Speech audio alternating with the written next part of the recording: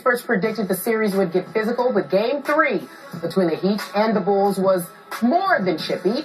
The hallmark moment was when Nazr Mohammed got ejected in the second quarter for pushing LeBron. Well, Bulls coach Tom Thibodeau said LeBron flopped. Those comments earned him a $35,000 fine. So in the court of public opinion, Skip Bayless, I'll start with you first. Do you think LeBron James flopped? I don't care about the court of public opinion, Stephen A. Smith. This is just my opinion. I love that Coach Thibodeau called out LeBron after the game for flopping because he did flop. He did exaggerate his fall. And let's be clear about this. Do I think LeBron was surprised that Nazr Mohammed two-hand shoved him the way he did? Yeah, I think he was surprised. But come on, LeBron James is 6 feet 9 inches, 260 pounds. And for him to go sliding back across the floor like he got hit by a Chicago bus, I'm not buying it, Stephen A., because I think he helped propel himself backward just a little bit. So I'm going to qualify this as a flop. And I think it was worth the $35,000 it cost Coach Thibodeau after the game to go ahead and call out not just LeBron, but the Heat, because he realizes they are a little mentally vulnerable to the Bulls' physical play, especially LeBron James, because you can get under his skin a little bit and inside his head, as I think they did in this game. LeBron had, by my standards, a disappointing game. He shot 6 for 17. The Bulls were in position to pull this off, and little Norris Cole ended up outplaying little Nate Robinson, which closed the deal for the Heat. I said it'd be by 10. It was a shocking way to get to a 10-point advantage. On this particular matter, you're clueless, and it doesn't surprise me at all. I had anticipated that you would say such a thing because God forbid that somebody 6'8", 240 pounds could be looking the other way when getting shoved. You shrank him an inch and 20 pounds? Excuse me? What are you talking about? Oh, LeBron, he always says he's 6'9", 260. He says that publicly. No, he's usually around 240, 250. Oh, but you weighed him the other night. I forget. Go ahead. No, I'm just telling you what he is. That's what they tell me. Don't knock me for it. I don't care about his weight. I don't care if he was 290. It doesn't make a difference to me. Don't distract me from the subject at hand, interrupting me with something so frivolous. The point is that he was looking the other way, and he got pushed. And he fell down. He didn't pretend to be hurt. He didn't pretend to be incapable of getting up or anything like that. He just got hit. He just got shoved, and he was surprised, and he was looking the other way, and then got shoved. By the way, Nazr's about 6'11", 230. So it's not like he's it's not like he's me, for crying out loud, okay? And that's what I think you need to pay attention to in this regard. Now, bottom line is whether LeBron James fell or not, he was still going to get ejected for shoving LeBron because the league that we live in, that we watch in today's day and age, they're not going for that. So it doesn't make a difference whether LeBron fell on the ground or not. It doesn't negate the fact that Nazr Mohammed was going to get thrown out of the game for shoving it. So the comment by Tom Thibodeau, really, you could sit there and say it was a waste of time, but I understand what he's doing. You're depleted. Derrick Rose is out. Joakim Noah is hurt. Luol Deng is out. Kirk Heinrich is out. And then Nazr Mohammed goes out there and gets himself ejected. That's on him. And if you're Thibodeau, you don't even have a bench outside of Taj Gibson other than Marcus Teague playing for you for 10 minutes. But, Skip, I was there at the game, and I spoke to Nazr Mohammed after the game. You know that I know Nazr Mohammed from his days of playing in Philadelphia. We go back more than 14 years, and I got to tell you, I got to tell you that he's a guy that, you know what, in all seriousness, that's not his character. He's nothing like that. He's a gentle man. He is. He's nothing like that. That's not who he is. So as a result of that, it was uncharacteristic of him. It was stupid of him to do. He acknowledged it. He was incredibly contrite after the game because he knew that they needed. Are you just going to interrupt me while I keep talking? I'm helping you out. You leave out the pertinent details. How do I leave out the pertinent details? Well, he tweeted an apology publicly after the game. We should acknowledge that.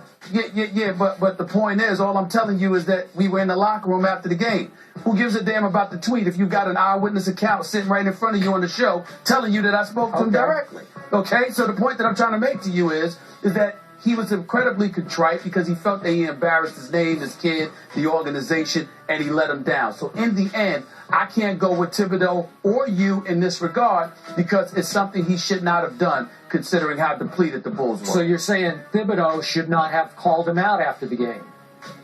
Should not have called LeBron James out? Yeah. Correct. Okay. Wow. Leave it there? Yeah. All right, good. So you say no, he says yes. LeBron actually took this issue of flopping like no big deal. He said, I'm very aggressive. This is not my type of game. But here's the question. I'll turn it over to you, Stephen A. Who do you think is going to win tonight? You know what? I think I predict I'm going down with the ship from this in terms of my prediction. I predicted that the Bulls would lose this series in 6 games. It looks like 5, considering the injuries and the ailments they've been suffering from. But they battle real hard in Chicago. I think the Bulls have a shot to win tonight's game. Luol Deng did practice lightly yesterday, according to them. It's questionable whether he'll play tonight, but it's still possible. It hasn't been definitively ruled out. The same can be said about Kirk Heinrich. I don't think that neither will be nearly as effective as we're accustomed to them seeing them be in the event that they do elect to play. But I think that you're at a point right now, if you're the Bulls, you just need somebody to be able to come out there and to give you a few minutes to spell for the other guys so they're not absolutely positively exhausted come, the fourth quarter of tonight's game. I definitely think it's possible for the Bulls to win tonight's game, not to mention the fact that D-Wade he's not 100%. That bone bruise has been bothering him in his knee. It hasn't gotten worse, but it doesn't get better either. The reality of the situation is that he's playing through it, and he's managing judiciously in terms of his level of aggression. We know what he's capable of doing when healthy, but he's not 100% right now. I think if there was a game that the Chicago Bulls could actually steal, it would be tonight's game. And so I'm assuming that they're probably going to win tonight. Remember, I predicted the Heat was going to win Game 3, and they'd possibly lose Game 4. I'm going to stick to that prediction, Skip, and hold the fort with that. So you got Bulls winning at home tonight. Yes, and then losing the next 2. I just can't see it. I'm sorry. I'm sure they will scratch and they will claw, but you're telling me for sure that you don't think Luol Deng will be able to even scratch and claw with them.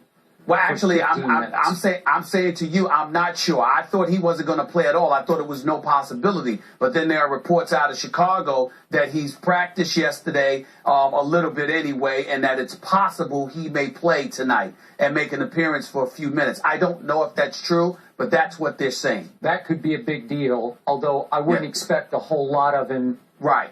Given the quotes that he said about how he's just so depleted physically that he can't. He said he could barely practice. So I don't know. I'm gonna expect that he doesn't play tonight. I'm gonna expect that true grit can only take you so far against supreme talent. And I'm gonna say it again. This team cannot deal with LeBron James. He is whatever his size is. He's 6-something and 2-something, and I don't think Jimmy Butler can keep him out of the lane. Shouldn't be able to. Maybe Joakim can keep him from the rim, but LeBron should just wreak havoc on this team and should start putting this team away tonight. I'm going to predict another 10-point Heat win. It'll be tough for a while. It'll be tough for 3 quarters, but Stephen A., Norris Cole, and we've been talking about him all year. Fantastic. After the game he played against Tony Parker at the Spurs when they played their B team, and he flat out outplayed Tony Parker at San Antonio, I said, wow. And again, he helped keep Nate to a low roar the other night. He kept Nate down, and they were a good matchup because maybe Norris is a little bit bigger, but he's not much bigger than Nate is. But Skip, go ahead. Go ahead. I got to tell you, Skip, this dude has shot 16 of 20 from the field and has hit all 8 of his 3-pointers in this series. I expected him to be quick and somebody that could defend a little bit, a miniature guy like a Nate Robinson. Keep your body in front of him, match his quickness. He brings a different dimension than Mario Chalmers. But never in my wildest dream did I expect to see him shoot from the perimeter the way that he has shot. That's why I have no problem whatsoever with Dwayne Wade attempting just 7 shots in the last game. The way Norris Cole has been playing and the way Chris Bosh has come up big in this series, I just can't say enough, especially Norris Cole. This kid is playing some spectacular basketball right now.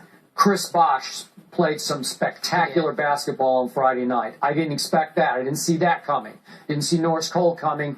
I want to see LeBron coming again tonight. And Stephen A., it should be fairly easy to pull away from this Bulls team, because at some point you just finally give up. You fight and fight, and then you say, we're just not doing enough. Not this team, Skip. They're not giving up. Not this team, not this crowd. And I will say to you that what threw me a bit off, and you can speak to this because, by the way, just as an aside, Skip, everywhere I go in the damn United Center, I don't know if you know it or not, but you got a fan club. Whole bunch of, journalists that worked with you, guys at the Tribune. Dan McGrath, my former editor and yours, told me to say hello to you as well. Everywhere you turn, you got this fan club of yours. I'm sorry to subject you to that. Thank you so much. But I will tell you, and Chet as well. But here's the deal. Chet Copy. How you doing? That's right. That's right. Here's the deal, though. The thing that surprised me is that there were times during the game that Nate Robinson was imploring the crowd to just stand up and cheer. I'm not used to seeing that. Usually the Chicago fans are rabid on their own. He seemed to need to have the need, to feel the need to incite them a little bit, which told me that, you know what, they had that kind of attitude. The players don't, but the crowd may have been resigned to it to some degree until Nate and Joakim Noah got them sparked. I don't think that's the case tonight. I think they'll be ready. All right. And speaking of predictions, anybody predict what was going to happen on the PGA Tour this weekend? I did not. Oh, you did? No, I didn't. Skip did. Tiger and